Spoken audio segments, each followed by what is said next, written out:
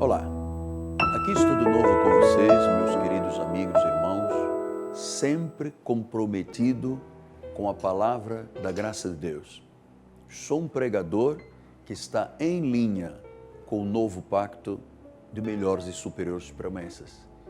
Cremos, assim como foi o grito da reforma, cremos que só a graça de Deus tem a mensagem dos lábios de Deus para o povo gentílico. Nós vamos conversar sobre isto hoje, sobre o evangelho da circuncisão e da incircuncisão, a lei e a graça. Sou o apóstolo Miguel Ângelo, sejam todos muito bem-vindos em nome de Jesus. Você sabe que em 1505, na Alemanha, um padre agostiniano, depois de uma busca intensa, depois de dias de agonia espiritual, recebeu de Deus a revelação que provocou a grande reforma na Igreja Católica. E o que Martinho Lutero trouxe a lume? Exatamente tudo aquilo que o apóstolo São Paulo já havia deixado nos primeiros anos do cristianismo. A revelação da graça de Deus. A verdade é que quando Paulo se despede da igreja dos Efésios, ele diz, olha, depois da minha partida, então ele deixa ali uma pequena profecia, mostrando que depois da partida dele, depois da saída dele do panorama evangelístico, apostólico, a igreja iria passar por muitos dramas. Ele diz que lobos vorazes, arrastando pessoas atrás deles. Então, para você entender o que estava passando nos dias de então, é você poder entender o que está passando nos dias de hoje. Paulo pregava a igreja gentílica, Pedro pregava a igreja judaica. E se eu não souber diferenciar o que é uma mensagem judaica e o que é uma mensagem graciosa, portanto, para a igreja gentílica, eu vou fazer uma mescla de pensamentos, misturando lei com graça, e isso os velhos pregadores da graça costumam dizer, gerando uma verdadeira desgraça. Então vamos lembrar como é que Paulo explicou isto aos Gálatas. Ele diz aqui no capítulo 1, versículo 18, diz que decorridos 3 anos eu subi a Jerusalém para avistar-me com Cefas e permaneci com ele 15 dias. E não vi outro dos apóstolos senão Tiago, o irmão do Senhor. Ora, acerca do vos escrevo, eis que diante de Deus testifico e não minto. Depois fui para as regiões da Síria e da Cilícia, e não era conhecido da vista das igrejas da Judeia que estavam em Cristo. Ouviram somente dizer, aquele que antes nos perseguia, agora prega a fé que outrora procurava destruir. Então Paulo passa por uma grande transformação. Ele era Saulo de Tarso, aquele homem do Sinédrio, que tinha autoridade para prender, para soltar, até consentir na morte de uma pessoa, conforme foi com Estevão. Então, 3 anos depois daquela viagem a caminho de Damasco, quando ele se converte, ou aliás, quando Deus o converteu, ele 3 anos depois sobe a Jerusalém e encontra lá a Pedro e a Tiago, que eram as chamadas colunas de grande prestígio da Igreja de Jesus. Agora veja o que aconteceu. Diz o capítulo 2, 14 anos depois deste primeiro encontro, subi outra vez a Jerusalém com Barnabé, levando também a Tito. Subi em obediência a uma revelação. E lhes expus o evangelho que prego entre os gentios, mas em particular aos que me pareciam ser de maior influência, para que de algum modo não correr ou ter corrido em vão. Então, o apóstolo São Paulo está dizendo que ele recebeu de Deus uma missão, uma revelação, de expor à igreja gentílica o evangelho da graça de Deus. Depois no versículo 7, ele diz assim, Antes, pelo contrário, quando viram que o evangelho da incircuncisão me fora confiado, como a Pedro da circuncisão. Então nós estamos aqui perante uma chave de revelação muito importante. A igreja tradicional, o cristianismo, seja ele evangélico ou católico, desconhece, por falta de revelação, por falta de conhecimento, que existe uma mensagem cuja origem vem de Jerusalém, o centro nervoso da religião do mundo. Essa mensagem foi passada a Pedro, especificamente, Evangelho da circuncisão, para a igreja judaica. Ora, nós não temos nada a ver com a igreja judaica. Nós somos de origem gentílica. No nosso sangue não há sangue de Israel. Nós somos co-herdeiros com Cristo, somos descendentes de Abraão espiritualmente, mas na carne nós não temos nada, no sangue não temos nada de judaísmo. Então, o que a igreja faz? Por desconhecer que Pedro pregou aos judeus e Paulo aos gentios, simplesmente a igreja tem passado séculos em torno de Mateus, Marcos, Lucas e João e se esquecem que existe uma mensagem para a igreja, as 14 epístolas de Paulo, para a igreja de origem gentílica, que somos nós que não temos parte com Israel do sangue hebreu.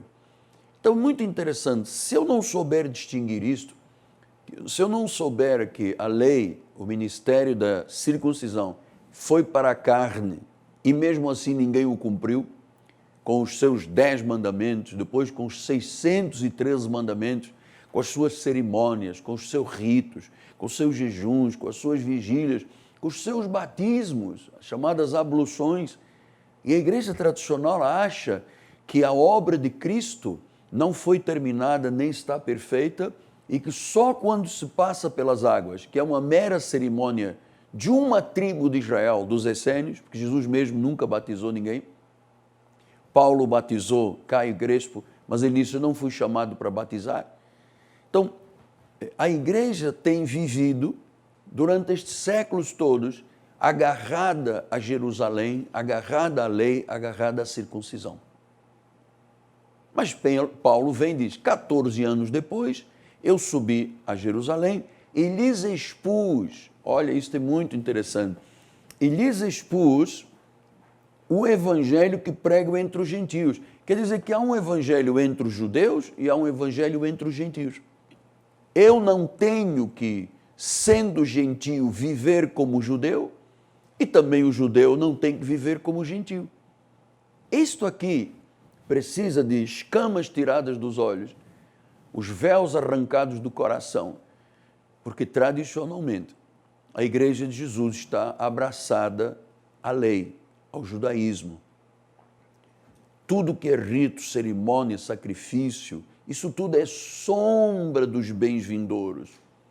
Ele não é a substância, ele não é a realidade. Então a realidade o que é? A graça de Deus, a mensagem da graça. Pastor, tem um versículo que diz a graça é... Não. Diz que pela graça sois salvos mediante a fé. Isso não vem de vós, é um dom de Deus.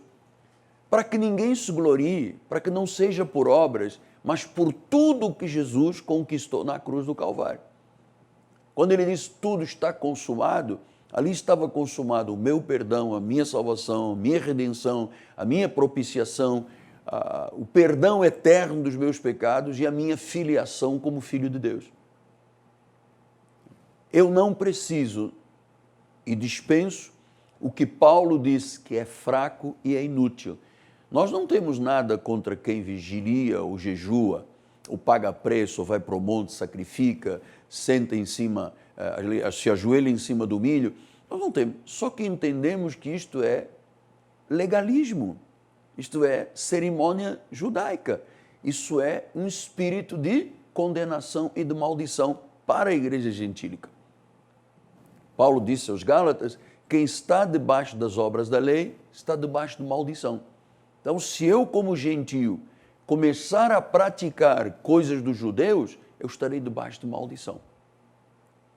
Eu subi a Jerusalém e lhes expus o evangelho que eu prego entre os gentios. Então, esse evangelho está aqui revelado. Evangelho que significam boas novas, está aqui revelado por Paulo nas 14 epístolas. Todas as epístolas de Paulo contêm a graça de Deus, que é exatamente a mensagem para a origem gentílica. Então, interessante que ele disse, aqueles que pareciam ser de maior influência. Então, Paulo está dizendo, Pedro, Tiago, João, Marcos, ele diz, eles pareciam ser de maior influência. E ele disse, para eu não ter corrido em vão, eu expus o Evangelho. Ele disse, nem mesmo Tito, que estava comigo sendo grego, foi constrangido a circuncidar-se. Então, Tito, que não tinha a ver com o judaísmo, quando chegou a Jerusalém, os legalistas o obrigaram à circuncisão, que é um rito judaico por todos os meninos, quando eles é cortado o prepúcio como sinal de pureza. Só que a Bíblia diz que agora a circuncisão não é mais no prepúcio do homem, agora é no coração. Agora não é mais pelas mãos de um judeu consagrado, agora é pela palavra de Deus. A palavra circuncida o coração. Então, Paulo diz, olha, por causa de falsos irmãos que se entremeteram com o fim de espreitar a nossa liberdade que temos em Cristo e reduzir-nos à escravidão, aos quais nem ainda por uma hora nos submetemos, para que a verdade do Evangelho permanecesse entre vós. Então aqui nós temos, essa carta aos Gálatas é tremenda, ela é uma carta de alforria, é uma carta de libertação, é uma carta de quebra de algemas e de amarras. Quantas pessoas estão neste sábado, apesar de terem uma Bíblia, apesar de frequentarem um lugar dito cristão, estão debaixo do tacão da lei. Porque Paulo diz, olha, eu fui ver que havia falsos irmãos que estavam preocupados, espreitando a nossa liberdade em Cristo para reduzir-nos à escravidão. E é exatamente o que o movimento legalista judaizante tem feito por mais de 170 anos no Brasil, escravizando as pessoas. Escravizando. Então, muitos lugares, você pode acreditar no que eu estou dizendo, eu tenho 42 anos de ministério, 46 anos de vida cristã. A minha origem é de uma igreja legalista em Portugal. Eu conheci os meandros de uma igreja que faz sacrifícios, que jejua, e eu não vi mudança na vida de ninguém.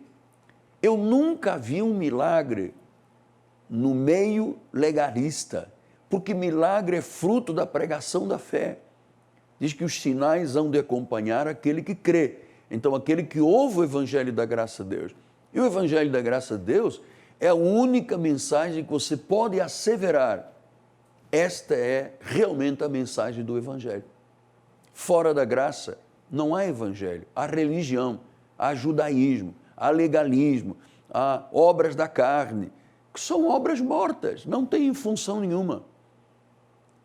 Pastor, e na graça, no Evangelho da incircuncisão, a Bíblia diz, o justo viverá por fé, por cabeça, sentado juntamente com Cristo em lugares celestiais, aquele que em amor nos predestinou para uma tão grande salvação, Cristo em nós a esperança da glória. Agora já não sou eu quem vive, disse Paulo, é Cristo que vive em mim. Então esta confissão é fruto de conhecimento da revelação da graça de Deus à igreja gentílica. Então, volto a dizer, com todas as vênias, mas durante o tempo em que eu participei de movimentos evangélicos, mas de cariz judaizante, eu não era feliz, eu não tinha paz, eu via diabo por todo lugar. Se eu jejuava 5 dias era pouco, se jejuava 10 não servia, todo lugar havia uma insegurança espiritual, então temos que jejuar mais porque o diabo está na igreja, temos que batalhar mais. Então, essa forma de se viver um evangelho que é fraco e inútil, tem que ser retirado da sua vida. Me recordo de uma senhora que nos visitou uma vez, se tornou membro da nossa igreja, ela disse, olha, Eu fui 30 anos de um outro ministério. O que eu aprendi sobre a graça de Deus, lhe ouvindo pela rádio e pela televisão, em um mês, eu não aprendi em 30 anos. Porque a igreja está agarrada a Mateus, Marcos, Lucas e João. É a mulher da hemorragia, é o cego de Jericó. Sendo que estas passagens podem se extrair as pérolas da graça, mas estar sempre mantendo a mesma mensagem durante anos leva o povo a não crescer na graça e no conhecimento de Deus. Então Paulo fala em escravidão, reduzir a escravidão. E ele diz assim, aos quais, os que queriam reduzir a escravidão o povo de Deus, nenhuma hora nos submetemos para que a verdade do Evangelho permanecesse entre vós. Quanto àqueles que pareciam ser de maior influência, quais tenham sido outrora não me interessa, Deus não aceita a aparência do homem, esses digo que me pareciam ser alguma coisa, nada me acrescentaram. Então, uma mensagem da lei, nada acrescenta. Uma mensagem judaizante, nada acrescenta. Não há transformação.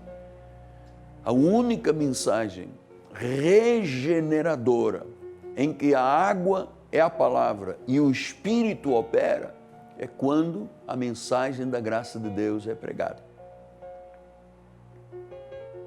A mim, disse Paulo, o menor de todos, foi-me dada esta missão de pregar o Evangelho da graça de Deus. Então, quando você entende lei e graça, você faz aí um divisor de águas definitivo. O dia em que eu entendi, que Deus iluminou os olhos do meu coração, que eu compreendi o que era a herança dos santos, a esperança do Evangelho, amado, eu coloquei de lado. Eu renunciei. Aliás, eu vou ser até um pouco mais teológico, né? Eu apostatei de Moisés. É exatamente conforme dizem Atos, quando os judeus questionaram Paulo e disseram, olha, Paulo, é verdade que você diz que nós não temos mais que seguir os costumes da lei, nem circuncidar os nossos filhos conforme Moisés? Ele disse, sim, não temos mais. Então, na realidade, Paulo estava apostatando, se desviando, se afastando de Moisés. Para que você viva como cristão, para que você possa dizer, eu sou salvo, mantendo a confiança até no dia do juízo, você precisa de entender, viver, experienciar o que é a graça de Deus, a mensagem da graça. Nosso ministério não jejua, nosso ministério não batiza, nosso ministério não paga preço, nosso ministério não faz cerimônias, pastor, não dá sal, não dá óleo, não dá mesinhas. Pastor, então o seu ministério vive de quê? Pela fé. Pela fé. O justo viverá pela fé. E nós entendemos que é pela fé que vem o conhecimento. A fé vem pelo ouvir a palavra de Cristo. Quer dizer, quando você ouve a palavra de Cristo, Deus lhe dá um dom chamado dom da fé, e com esse dom você crê para a salvação. E mais do que isso, você nunca mais aceita. Conforme Jesus disse, eu lhes darei a vida eterna, das minhas mãos ninguém arrebatará. As minhas ovelhas. Nunca mais você vai aceitar a ideia de que você pode perder a salvação. Se salvação se pudesse perder, era necessário que se anulasse o espírito da ressurreição e que Jesus voltasse aos dias da sua carne e novamente passasse pela paixão, a cruz, o túmulo e ressuscitasse. Então, se você anular isto tudo, então é possível que se perca a salvação. Mas isto é entregar Cristo à ignomínia. Você imaginar que a obra de Cristo não foi completa e que um pecado que eu cometa desfaz toda a obra do sangue do Calvário. Impossível. Isto é espírito legalista. É por graça. É por graça e por graça nós vamos continuar fazendo a nossa programação. Venha para a graça de Deus. Renuncie ao sofrimento da lei, à condenação da lei, à maldição da lei. Essa é uma mensagem transformadora. Hoje é sábado. Quero lembrar-lhes que amanhã, domingo, nós vamos ter 2 grandes encontros na Cristo Vivo. Nós estamos conhecendo, repercutindo, dissecando uma profecia tremenda sobre restauração. Nós estamos mergulhando nas águas profundas daquele rio que sai do altar, passa pelo templo, vai para o Oriente e chega até as águas do Mar Morto, tornando-as saudáveis. E nós estamos ouvindo o Espírito falar, nós estamos absorvendo uma mensagem vinda diretamente dos céus, transformadora e regeneradora.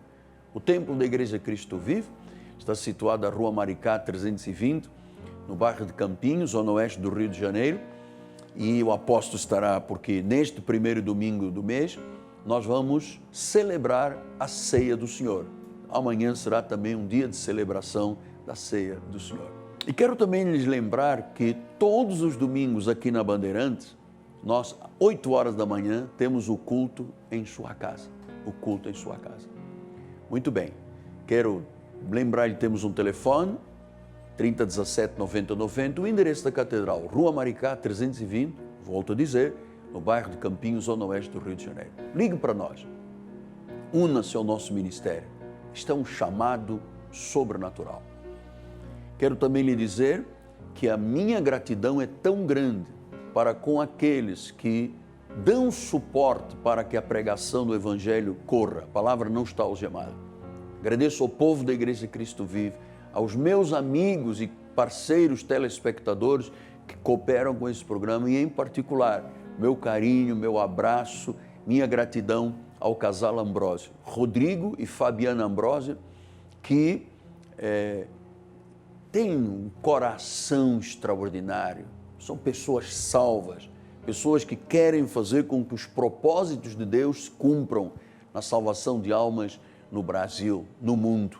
Agora nossos cultos são em português, em libras, inglês e espanhol simultaneamente. Nós estamos atingindo um ministério muito grande e vamos ter muitos frutos daqui a pouco. Obrigado, Rodrigo, obrigado, Fabiano, vocês terem esta visão de que é preciso, sim, pregarmos urgentemente a mensagem da graça, graça libertadora, que arranca as camas, que arranca os véus e que dá paz na relação com Deus. Amém? Nós vamos terminar. E agora você vai ficar alguns minutos com a nossa Bispa Nacional, a minha herdeira espiritual, Bispa Ana Carolina. Ela fala sobre literatura, uma bênção de Deus. Meu nome é Apóstolo Miguel Ano, minha amada esposa Bispa Roxana, nossa equipe de televisão e todo o povo da Cristo Vive, dizemos, por graça, você será sempre mais que vencedor. Fique com a Bispa Ana Carolina. Graça e paz.